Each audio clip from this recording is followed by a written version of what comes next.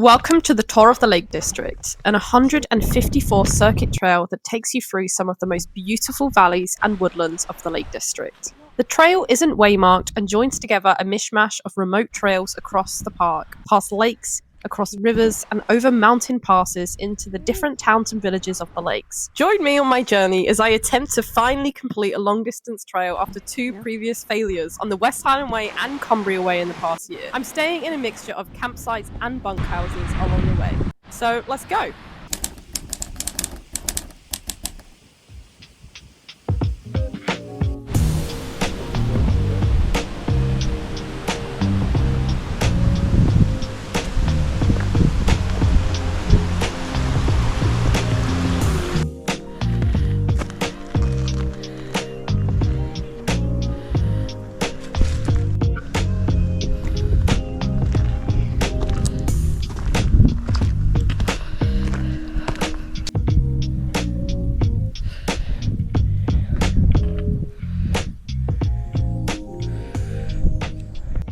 Good afternoon.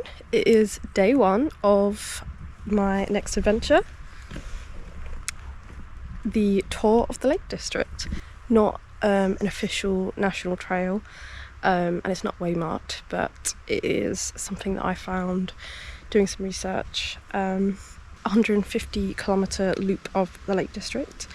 Today is day one, and it is Ambleside to Coniston, which is around 20 kilometres. I think I'm about halfway now.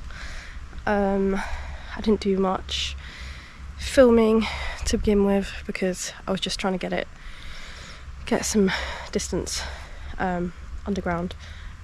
I don't know what the saying is, but yeah, it was another early morning, and my train from London was at 7:30.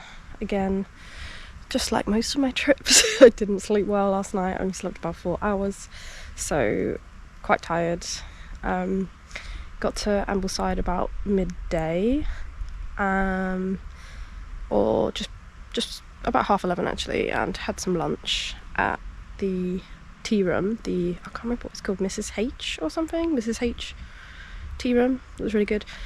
And then started, I think, about 12:30.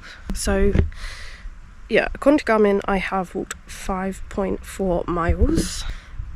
So yeah, the route goes from Ambleside past Skelwith Bridge up to Elterwater, and I just stopped in an inn in Elterwater, had an orange juice, stopped for about 10-15 minutes, and now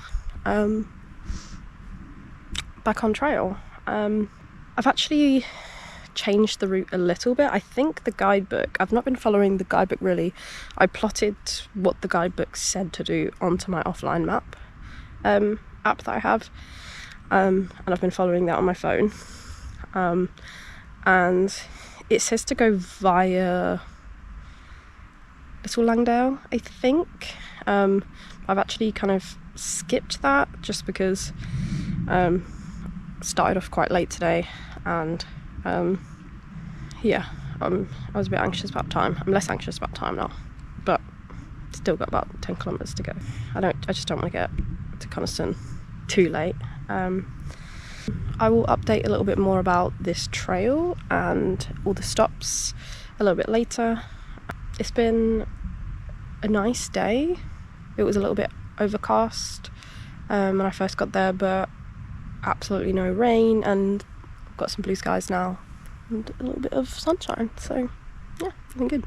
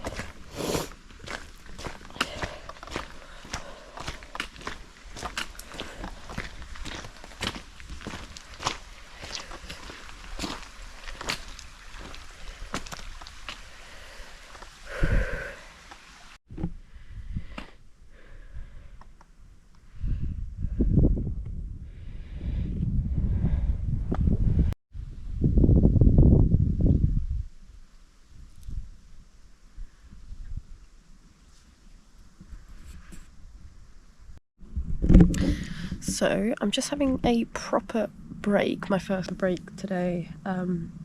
As I said, I stopped for about 10 minutes earlier in that inn. But that's it really. It is 3 hours and 25 minutes in to the walk.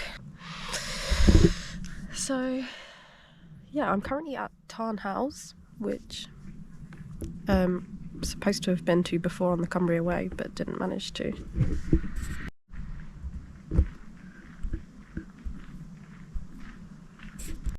So yeah, as I was saying, yeah, Tarn Hows is on the Cumbria Way route. I think I'm actually on the Cumbria Way route right now, I'm not sure. Obviously, if you saw those videos, we only did the first day of the Cumbria Way. It was a massive failure, but here we are. A year on, it's actually been a year since we tried that. And yeah, a little bit more experienced and prepared, I would say. But yeah, it's been a good day so far. It's such a different experience doing hiking alone. Like, I wouldn't say I hate it. Like, it's really enjoyable in like a different way. Like when you're hiking with someone, I think the conversation and the jokes and, you know, all of that is really nice. And then I guess when you're by yourself, it's just the kind of the peace and the reflection that you get. But yeah, I mean, I'm not doing this whole thing alone. I'm doing today, and Chloe is meeting me at Coniston later. And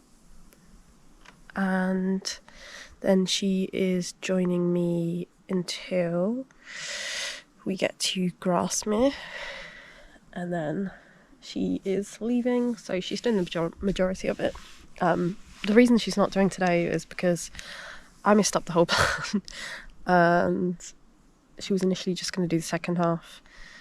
I gave her the wrong dates, and then she booked a flight to Spain on the wrong day. So then we said, okay, do the first half. But then by the time we got round to booking trains, it was really expensive for her to get the same train as me. So she got one a bit later, and she's just going to be meeting me in Coniston. Yeah. So far, I have not had any knee pain, touch wood. I'm really worried about saying that, because it was just as I said to Chloe on the West Highland Way, oh, my knee hasn't bothered me at all, that it started hurting on that 4th day. And I'm so paranoid about my knees packing in. And after they, you know, having to stop the West Highland Way after 6 days, that was really heartbreaking because of the injury, I guess.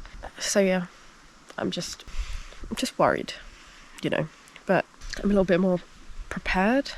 I have got some KT tape on my knees to support it a little bit, support them a little bit, and I have some joint supplements as well that some people have recommended me, so hopefully that will help a little bit.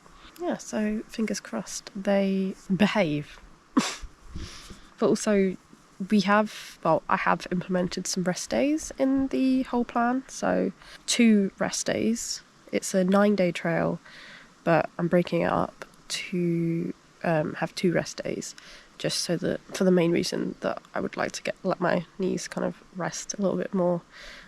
It was the end of the 4th day on the West Highland Way that it started hurting when I was going down, when I was descending into Crean Larrick. So hopefully with all of that, it will be a different story. The priority is just, I really would like to just complete this trail because we've failed twice now, so 3rd time lucky, I guess.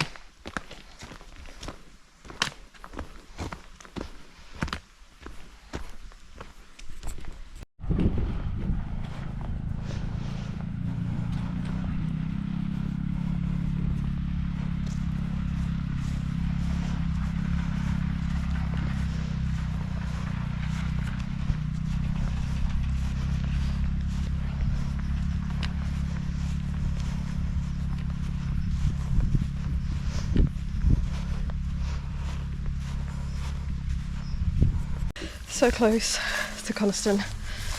Just trekking through a field of very long wet grass. But